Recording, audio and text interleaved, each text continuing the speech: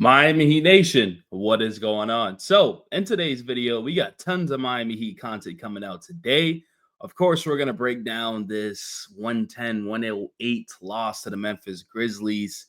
A tough way to lose our 6-game win streak. We're definitely going to be talking about Ja Morant and his antics. But before we do start today's video, if you guys enjoy my content, we upload every single day. Today's officially day 94 out of 365 days of us uploading consecutively. And I couldn't do without you guys. So I just want to say I appreciate y'all. I love y'all. Also, if you guys want to join my Miami Heat Discord, the link will be in the description. Follow my Instagram and follow my Twitter. And let's get back in today's video. So before we do start talking about that Miami Heat and Grizzlies games, we do got some other news coming out. So it says the Heat are officially locked to the play-in, the third straight season. So now it's official. I talked about it in yesterday's video, talking about we are locked. It wasn't really official just yet, but it was pretty much damn near official. It was like 99%. And today, we are officially locked in. So, like I said, we're probably gonna be playing the Chicago Bulls. Now it's about, well, hopefully we don't get to play the Chicago Bulls, but as long as we know we're not going to be outside of the playoffs, right? So we can still try to fight to get that that 8th seed at least, because that 10th seed, if you lose one game, you're automatically out. So third straight season, we are in the play-in, so that's terrible. But this is very, very interesting. So he says Tyler Hero, Bam Adebayo, Andrew Wiggins, Kel'el Ware, Davion Mitchell, and Paul Larson add a start to this core this summer, and this Heat team will be scary. You need 14 and 13 to win a ring with us. And I'm gonna be honest with you, Paul Larson is a keep, right? We must retain Davion Mitchell. Kel'el Ware is a untouchable player. Wiggins, I wouldn't necessarily say he's untouchable. Like, if there's a player available that we can improve, then I'm putting him in part of a trade, of course. But Bam and Tyler, like, if Tyler's going to play this consistent all the time, then we're going to keep him, right? Those are going to be our two guys. So Wiggins is the only one on the list that's like, very questionable, because also if he's just going to continue to stay injured this year, like, I don't like it. Now, when you look at this, right, like, we're just missing one main thing, and that's a lead guard, and that's a point guard, right? Like, Tyler, no, we want him playing the two. Like, he has the ball in his hand, but he's not a point guard, right?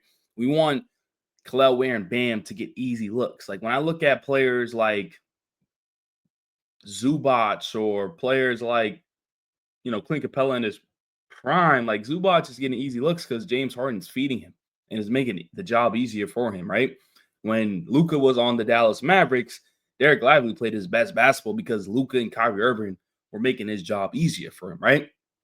And so, like, that's what I think we're just mainly missing this offseason. Like, Larson is playing a huge role. He's only going to get better, right? Mitchell, he's good, but I don't think he's our franchise point guard. And that's not necessarily a bad thing.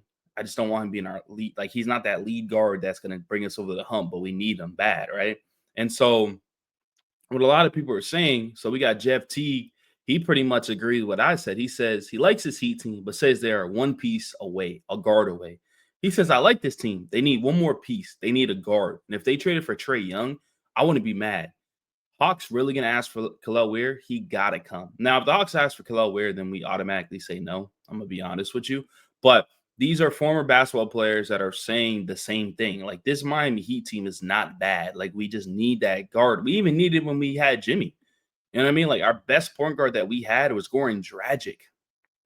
That's going back a couple years. You know what I mean? So, like, if we had a Trae Young added to this team right here. So now I know defensively it's not great. We understand. But Trae Young, Tyler, right?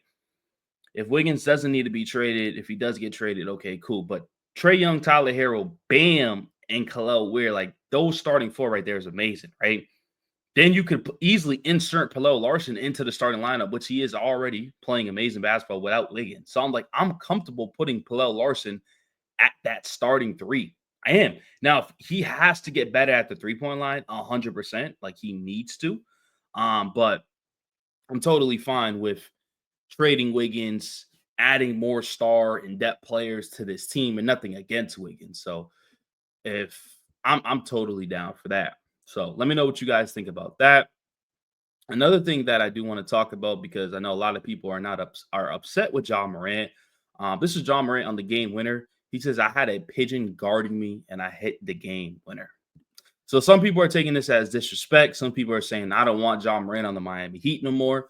But this is just who Ja Morant is. I'm gonna be honest with you. I don't take it as disrespect. Like, it is what it is. You know what I mean? This is Ja. This is nothing new. Like, you know what I mean? Like, my opinion on Ja is, it is what it is, right? And so Barry Jackson made a tweet that I found very, very interesting because if we don't land Trey Young, John Morant is obviously still in the question too. He said, despite the Morant antics, the Heat would actually have a good package that it could offer if two athletic writers who have raised possibility of a jaw trade prove to be accurate. Wiggins, Kyle Anderson, and 3 or 4 first and 3 pick swaps is something the Heat could do if chooses. So the Miami Heat do have an offer for Ja Morant. So this possibly could be a trade package reveal. He said, add Morant to this core, hypothetically, of course, as we witnessed last night. It's a top 4 team in the East. Bottom line, he actually is in a sneaky good position to pounce on something because of expirings. Terry Rozier, Duncan Robinson, good players on decent contracts. You got Andrew Wiggins, Kyle Anderson, the kids, talking about the younger kids. So I don't think this is a bad idea at all. Then he says the goal moving forward should be 3 really good players in their 20s. Bam is 27, Harrell's 25, and a star in their 20s. Morant is 25 or whoever else. Plus, keep Ware / Jovic. That should be the goal this summer, even if it takes 3 or 4 first and Wiggins, etc., to achieve it. So let me know in the comment sections, what do you guys think about Barry Jackson's hype? I can't even say that word. Even though I just said it. That's funny. Hypothetical. I'm trade for Ja Morant. Like I said, I know we're not the biggest fans of Ja Morant right now, but that's not a bad idea at all.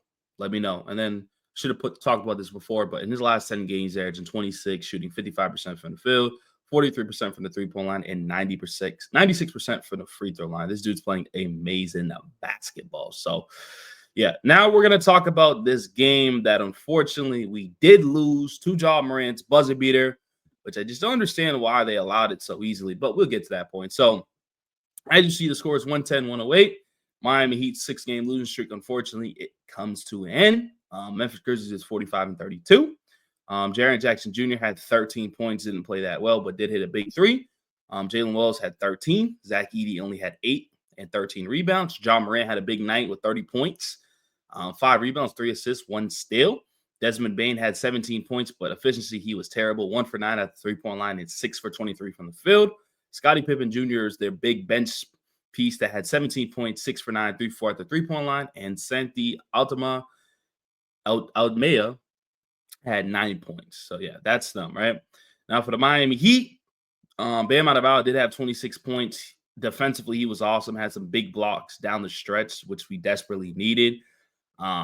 Once again, had a good three-point shooting night. I mean, 2 for 4 is pretty good. Like, I feel like every night he's hitting a three-pointer, and it looks good. 7 rebounds, 5 assists, 1 steal, 2 blocks, and 26 points, like I said. Khalil Weir had 13 points and 15 rebounds and 3 blocks. A typical Khalil Weir game. Dude look amazing. Tyler Herro also had a great game, too, putting up 35 points, 12 for 23, 7 for 7 at the free throw line, 9 rebounds and 4 assists. Alec Burks didn't have his best night, but if he just hit 1 3-pointer, we win. Typically, he does hit 3-pointers, but not tonight, where he had 0 for 5 and 1 for 6 at the field.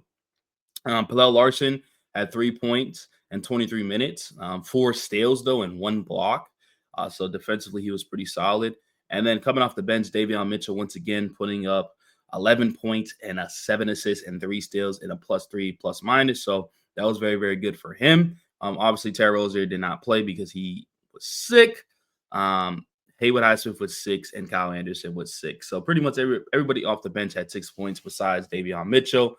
But end of the game, it was 108-108. Ja Morant, he said, he was like, we didn't want that matchup with Bam or Davion Mitchell. And they got the switch. Khalil Weir did switch Ja Morant, even though Ja Morant did push off. He definitely pushed off on Khalil Weir. He got enough space, hit the little fadeaway. The ball's bouncing all around the rim, and it goes in, and Ja Morant hits the game winner in a crazy fashion, a crazy way. So the Memphis Grizzlies do win the series. First game, 91-125, and then now 110-108. But like I said, I'm proud of this group. We look way better. We look like a tougher team. And even Tyler Hero acknowledges that too, and even Spo. So not mad about this loss.